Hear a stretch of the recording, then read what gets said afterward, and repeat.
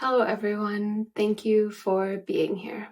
Today I am going to review the recently released Closet Core Jenna Shirt and dress pattern. This pattern and the materials to make it with were kindly gifted to me, and I'm excited to share it with you. The Jenna Shirt is named after Jenna Lyons, who is a fashion designer and the former executive creative director and president of J. Crew. So when you think of a classic button-up shirt, think Jenna Lyons. The Jenna Shirt pattern comes with 3 views: a long button-up version, a cropped button-up version, and also a dress with a gathered skirt. I chose to make the long button-up version, and I made a size small. I was considering an extra small, but I'm glad I went with the small. I think I could comfortably make a medium as well. I also chose to include the triangular gusset, which is optional, at the side hems. The fabric is a lovely 100% cotton, lightweight Oxford shirting from Core Fabrics, and I chose the white color. I love this fabric. It has such softness but structure and drape. It's opaque, and it feels like it's going to hold a crisp press well, but also feels really nice next to skin. I would love to have this fabric in a variety of colors. It's such a good shirting fabric. For reference, I am 5'7", and I find that the longer length shirt is the perfect length for me. The side slit opening is just at the hip and it covers your bottom, and the amount of ease is very comfortable. I also love the buttons, which are made from recycled paper and also are from Core Fabrics. The pattern instructions for the Jenna Shirt were clear, easy to follow. The illustrations were clear as well, and I found them to be very approachable for a beginner. I do have a couple of critiques or thoughts about the pattern. At the beginning, it recommends that you do flat felled seams to give a really clean finish, but it doesn't actually explain how to do that.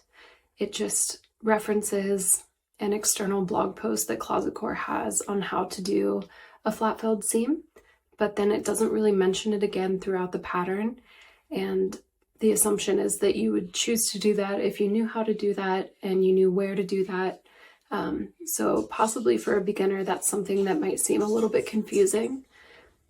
I also found that the instructions for the optional triangular gusset at the bottom side seams near the hem left a finish that isn't as clean as I would personally like.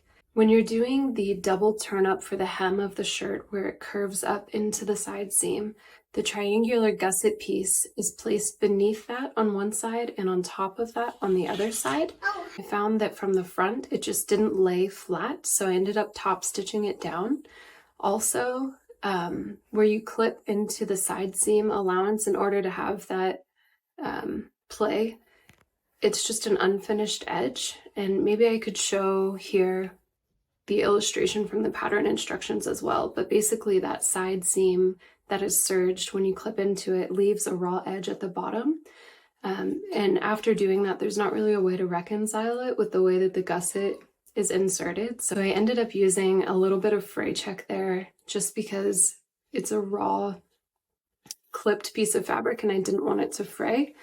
I think if I were to do that side hem gusset again at the side split, I would serge the side seam and then hem the bottom and curved area of the shirt. And then I would attach the triangular gusset piece, and that way everything would be completely enclosed. So that's just something that I wanted to mention. Other than that, I found all of the finishings to be very crisp and clean, and everything else is fully enclosed. You use the burrito method to sew the back yoke area. I don't know if you can see it. Let me try to show you. So there's a back yoke piece, and this is attached using the burrito method, which is really great. The buttons are awesome, and I love that the chest pocket is nice and oversized. I feel like it could actually be a functional, useful pocket. And the collar and cuff instructions are very clean as well, and I liked the method that they used for attaching the collar stand and the cuffs to the shirt. Overall, I think this pattern is a really solid shirt pattern. Thank you so much for watching, and thank you to Closet Core and Core Fabrics for sending this pattern and fabric my way. I absolutely enjoyed sewing it, and it's going to get lots of wear in my handmade wardrobe.